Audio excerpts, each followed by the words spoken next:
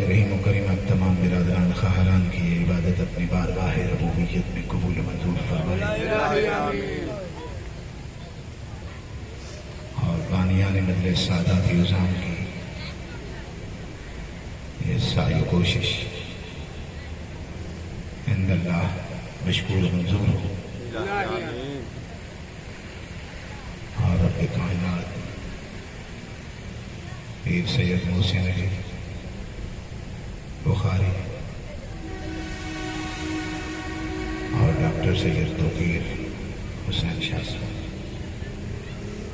انہیں اپنے اہل و عیال اور بچوں سمیت آباد و شاد رکھے، اور جتنے عزیزان نے دامے درمے سکنے قدمے کسی بھی حوالے سے اس عزاداری میں حصہ لیا ہے اپنی حصہ امانت میرے ایک صلوات پڑھیں محمد و آل محمد۔ اللہم صلی علی محمد و آل محمد۔ اعوذ باللہ من الشیطان الرجیم،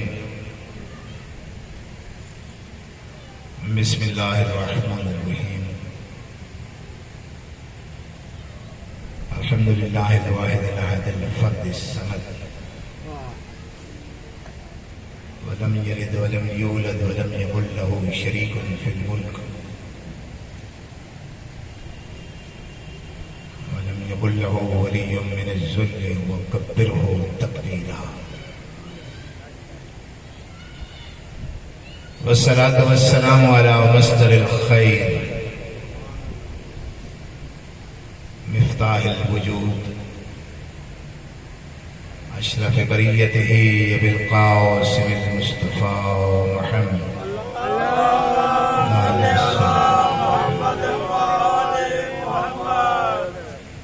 وعلى آله الطيبين الطاهرين المنتجبين، لا سيما على بقية الله في السماوات والأرضين، عجل الله فرجا وسخر الله مخرجا ورزقنا الله رؤيته ونصرته، والسلام على الحسين وعلى علي بن الحسين وعلى أولاد الحسين وعلى أصحاب الحسين،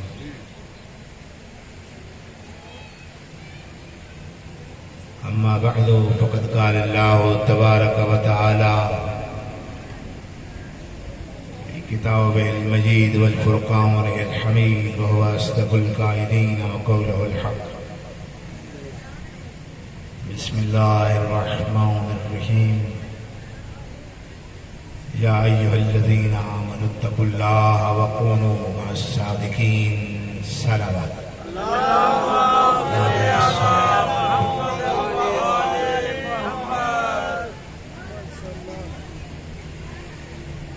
عزیزان گرامی و برادران محترم، جتنے بھی انبیاء کو خلاق کائنات نے زمین پر بھیجا ہے لوگوں کی ہدایت کے لیے،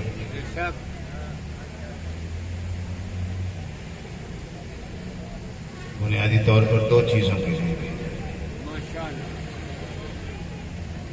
ایک اپنی توحید سمجھانے کے لیے،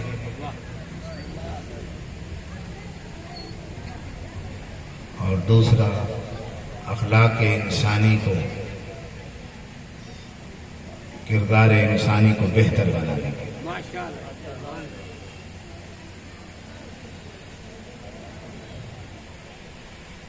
نبوت، رسالت اور امامت یہ اسی توحید کا حصہ ہے، اس کا جز ہے۔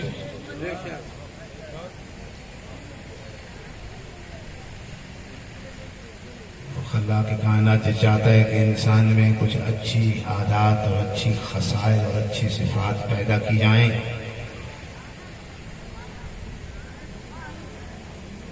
اور بری صفات کا اس سے ازالہ کیا جائے، بری صفات ختم کی جائے۔ توجہ فرمائیں۔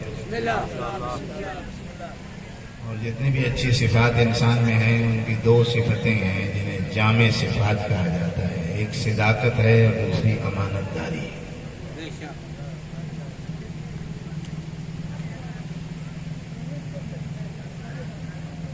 نبی کریم صلی اللہ علیہ وآلہ وسلم نے اپنے اعلان رسالت سے بھی پہلے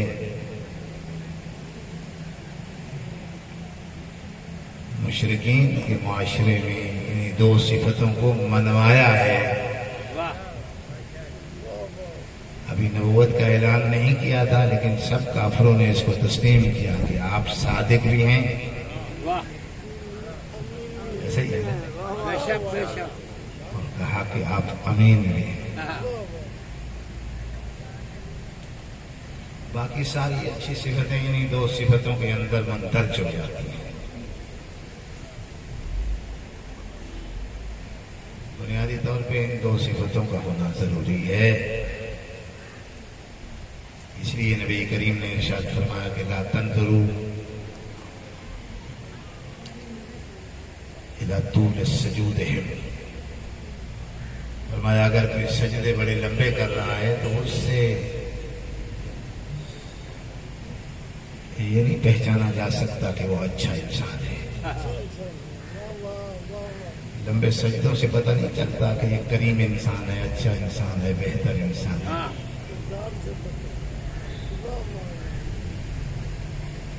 وَإِلَىٰ كَثْرَةِ صِيَامِهِمْ, اور اگر کوئی روزے بڑے رکھتا ہے تو یہ بھی کوئی علامت و نشانی نہیں ہے کہ وہ اچھا انسان ہے. ناراض تو نہیں ہوگا. نمازوں سے پتہ نہیں چلتا کہ یہ بڑا اچھا انسان ہے. اذان کا وقت ہوتا ہے, جیسے ہی اذان آتی ہے دکان سے لوگ اٹھتے ہیں, مسجد میں جاتے ہیں, 5 منٹ کی نماز پڑھتے ہیں. نماز پر جانے سے پہلے بھی کم توڑ رہے تھے اور کم ناپ رہے تھے.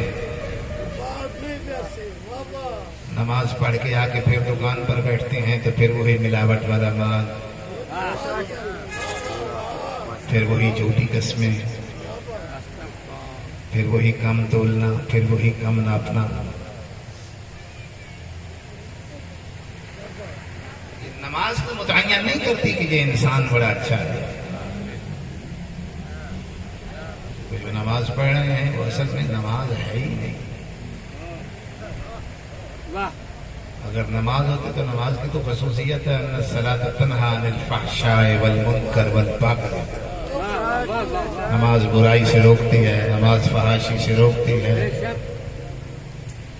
نماز گناہ سے روکتی ہے, نماز سرکشی سے روکتی ہے.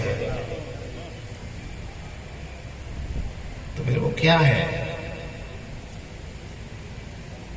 روزہ رکھ کے اگر کسی کی غیبت کرنی ہے, کسی کا گلہ کرنا ہے, کسی کی چغل خوری کرنی ہے, کسی کی دل شکنی کرنی ہے, کسی پہ ظلم کرنا ہے, کسی کا حق مارنا ہے,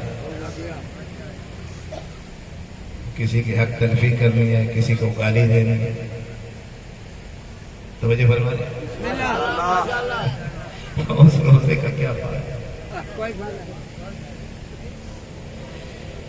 اس لیے نبی کریم فرما رہے ہیں کہ نماز متعین نہیں کرتی کہ یہ انسان بڑا اچھا انسان ہے, اور نماز سے اور روزے سے پتہ نہیں چل جاتا. لوگوں نے سوال کیا یا رسول اللہ پھر اچھے انسان کی پہچان کیا ہے؟ اگلا جملہ سنواؤں رسول کریم کا. فرمایا وَلَٰكِنِ انفِرُوا فِي صِدْقِ الْحَدِيثِ وَعَدَاءِ الْأَمَانَةِ, بلکہ اگر اچھے انسان کی پہچان کرنا چاہتے ہو تو دو چیزیں دیکھو. ایک یہ دیکھو کہ وہ سچا کتنا ہے, اور دوسرا یہ دیکھو کہ وہ امین کتنا ہے. اس سے پتہ چلے گا کہ انسان اچھا ہے. کسی بھی حالت میں جھوٹ نہیں بولتا, کسی پہ جھوٹ نہیں بولتا, نہ کسی اپنے پر, نہ کسی پرائے پر, نہ کسی ہمسائے پر, اور کسی سے خیانت نہیں کرتا. اپنے ساتھ بھی خیانت ہے, لوگ اپنے ساتھ بھی بڑی خیانت کرتے ہیں. آنکھوں کی خیانت, ہاتھوں کی خیانت, پیروں کی خیانت, کانوں کی خیانت, زبان کی خیانت. بھاگ رہا تھا, مالک پیچھے بھاگ رہا تھا, اور مالک نے پیچھے وہ کپڑا یوں کیا ہوا تھا تاکہ گھوڑا سمجھے کہ شاید اس میں کوئی جو ہے, کوئی دریا ہے, کوئی دانا ہے, کوئی چیز ہے کھانے کی. نبی کریم نے فرمایا کہ اس میں واقعی کوئی جو, کوئی دانے, کوئی چیز ہے, عرض کی نہیں یا رسول اللہ صرف گھوڑے کو پکڑنے کے لیے؟ فرمایا جانور سے کیوں جھوٹ بول رہے ہو؟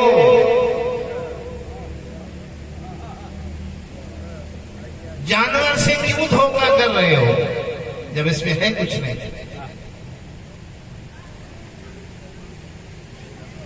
جو نبی یہ چاہتا ہو کہ انسان ایک مسلمان ایک مومن جانور سے بھی دھوکہ نہ کرے، اس نبی کی شریعت اور اس کا دین یہ سکھا رہا ہو کہ کسی جانور سے بھی جھوٹ نہ بولا جائے، اس دین پہ عمل کرنے کے دعوے دار اگر ایک دوسرے سے دھوکہ کر رہے ہوں اور ایک دوسرے سے جھوٹ بول رہے ہوں اور صبح سے لے کے شام تک 100 جھوٹ بول رہے ہیں،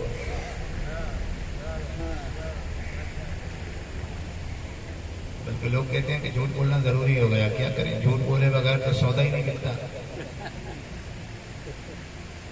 اس کا مطلب دنیا کی کوئی بھی تجارت ایمانداری سے ہو ہی نہیں سکتی۔ کیا خدا بند عالم رزاق نہیں ہے؟ جھوٹ کے ذریعے سے رزق کمانا ہے، خالق کائنات کو رزاق سمجھتے ہوئے رزق نہیں کمانا۔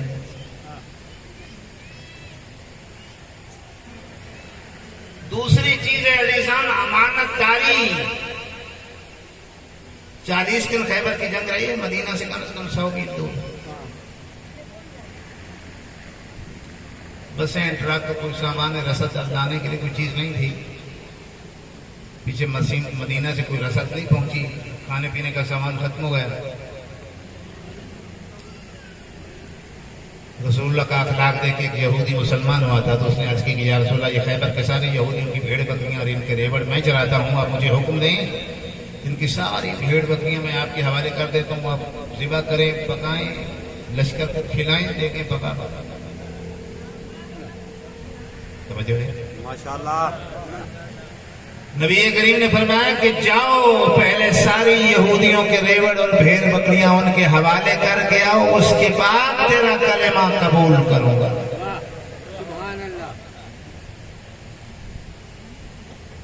میں لوگوں کو خیانت سکھانے نہیں آیا، امانت داری سکھانے آیا۔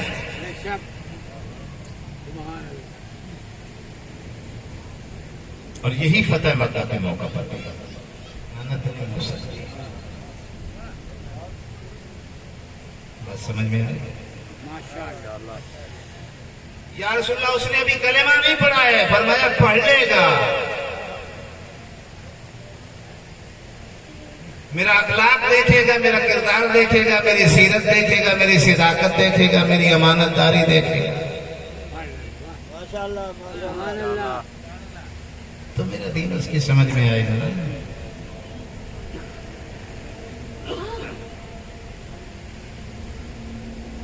یہی سبب تھا رسول اللہ کی امانت، یعنی کافر بھی امانتیں رسول اللہ کے پاس رکھ رہے ہیں، مشرک بھی، بت پرست بھی، دشمن بھی، قاتل جو رسول اللہ کے قتل کے ارادے سے 40 آدمی، 40 قبیلوں سے 40 آدمی، 40 بے نیام تلواریں لیے ساری رات رسول اللہ کی حویلی کے گرد کھڑے رہے ہیں کہ رسول اللہ باہر نکلیں گے تو قتل کر دیں گے۔ وہ تو اندر بھی آنے کو تیار تھے، ابو لہب نے نہیں آنے دیا، رسول اللہ کا چچا تو تھا نا، اس نے کہا کہ نہیں میری غیرت گوارا نہیں کرتی، باہر نکلے تو تم میرے بھتیجے کو قتل کر دینا، لیکن اندر خواتین ہیں، اندر جا نہیں سکتی ہو، باہر آئے تو قتل کر دو۔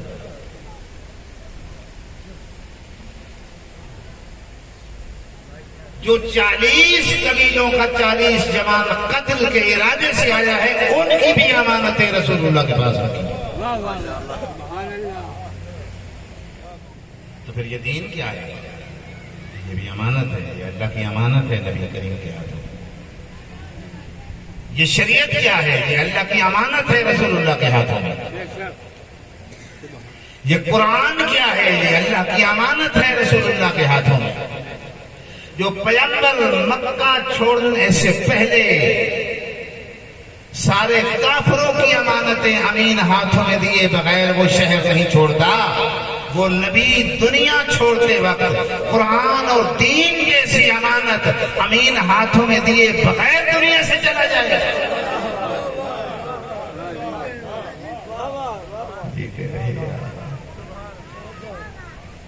بات سمجھ میں آئی آپ کل ایمان علی حق نعرہ حیدری جی آزادار دل چاہا کہ بات کا رخ موڑ کے تھوڑی سی گفتگو اپنے امام پہ کروں، لیکن آج کے دن کا مخصوص مصائب تو آخری ذاکر پڑھیں گے۔ تو بہرحال یہ امین گھرانہ ہے، اللہ کا دین، اللہ کی شریعت، اللہ کا قرآن جس کے پاس امانت تھی، اور اللہ کے قرآن کی امانت اور دین کی امانت اور شریعت کی امانت اپنی جان قربان کر کے بھی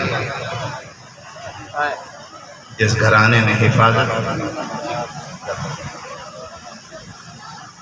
مسائل کی طرح توجہ ہے بسم اللہ جیتے رہیے۔ جو مصائب اس گھرانے والوں نے برداشت کیے ہیں دنیا میں کسی نے برداشت کیا؟ نبیوں نے بڑے بڑے امتحان دیے ہیں، کسی نبی کو آرے سے چیرا گیا، کسی کو سولی پہ چڑھایا گیا، کسی نبی کی کھال لوہے کی کنگھیوں سے اتار لی گئی، ادھیڑ لی گئی، لیکن کسی نبی کی بیٹی کی چادر تو نہیں کٹی۔ مقبول مجلس ہے ہمارے پاس، میں نے دیکھا کچھ آنکھوں میں آنسو آ جائے۔ سادات الغام کی بچھائی ہوئی سفید آدم سے لے کے عیسیٰ تک کسی نبی کی بیٹی کے ہاتھوں میں زنجیر تو نہیں پہنائے گئے۔ سلامت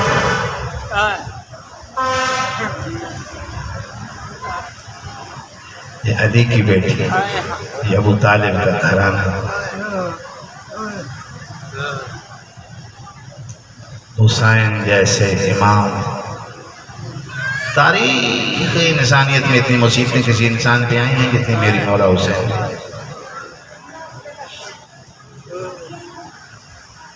مدینہ جیسے وطن کا چھوڑ دینا،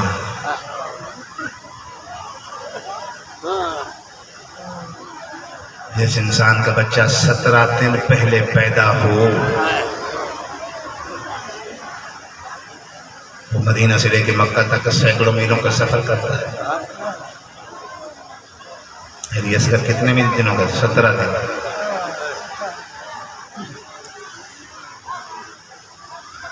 ایسی مزدور کو ساتھ لے کے انسان چلتا ہے جس کی چچی کی 17 دن پہلے ہوئی ہے۔ صابر کا نام کون ہے؟ حسین۔ صرف وطن چھوڑا نہیں، کربلا کے صحرا میں گھیر لیا گیا، پھر پانی بند گیا، 3 دن کے پیاسے نے لاشیں اٹھائی،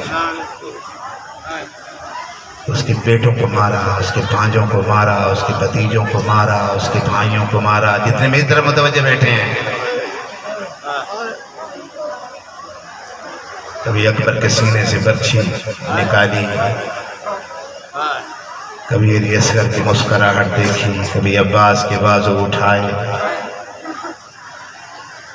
مجھے پتا ہے نرم دل مومنین آپ میرے سامنے ایک لفظ کہہ دوں، زہرا کے لال حسین نے کربلا کے میدان میں کچھ لاشیں اٹھائی ہیں، کچھ لاشیں حسین نے جمع کی،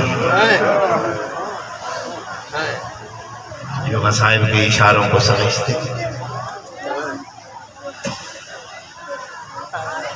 56 سال کا انسان 3 دن کا پیاسا، صبح سے لے کے شام تک 72-71 لاشیں اٹھائے۔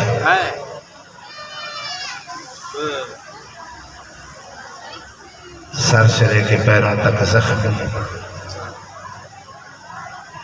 صرف لاشیں اٹھائے، پھر اسے قتل کیا گیا حالت سجدہ میں، پھر قتل کر کے پھر اس کی لاش کو لوٹا جائے۔ جو میری طرف متوجہ ہیں، صرف لاش کو لوٹنے پہ اکتفا نہ کیا جائے، پھر اس کی لاش پہ گھوڑے دوڑائے جائے۔ پتہ ہے آپ کو کتنی مرتبہ دوڑائے گئے ہیں گھوڑے؟ 3 مرتبہ۔ زیارت ناحیہ میں امام زمانہ فرماتے ہیں شہیدوں میں سے قلعہ زہرا کا لال ہے، جب زین سے اترا ایک مرتبہ تو زندہ اس پر گھوڑے دوڑے،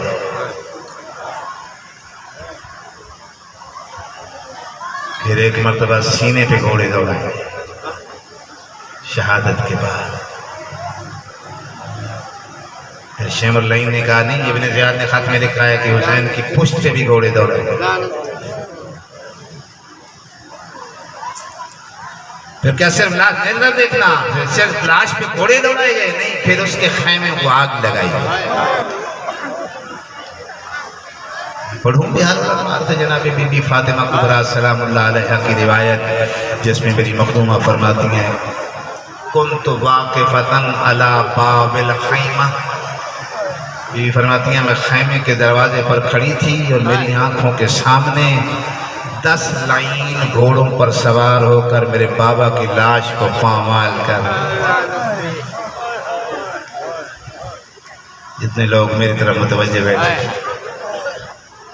تو کسی بیٹی کی آنکھوں کے سامنے اس کی باپ کی لاش کو پامال کیا جائے، جو زائرین بیٹھے ہیں وہ گواہی دیں گے۔ خیمہ گاہ سے مقتل زیادہ فاصلہ نہیں ہے، تھوڑا سا فاصلہ، یہ خیمہ گاہ ہے، یہ مقتل حسین۔ آپ کو دیکھ کیا، اور بھی فرماتے ہیں وہ لعین میرے بابا کی لاش پہ گھوڑے دوڑا رہے تھے اور میں دل میں سوچ رہی تھی اب یہ ہمارے ساتھ کیا کریں گے، یقتلوننا او یحصروننا، یہ ہمیں قتل کریں گے یا ہمیں قیدی بنائیں گے۔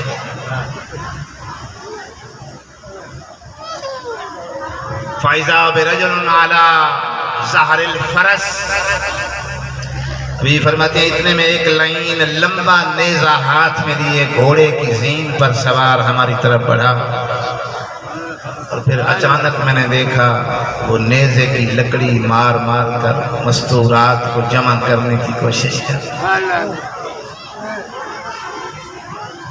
مقتل کی حقیقت اور اصل کتاب کے واقعات سننے کے عادی، سارے تو نہیں پڑھ سکتا، کچھ باتیں چھوڑنا ضروری ہو جاتی ہیں، لیکن 2-4 لفظ ضرور کہوں،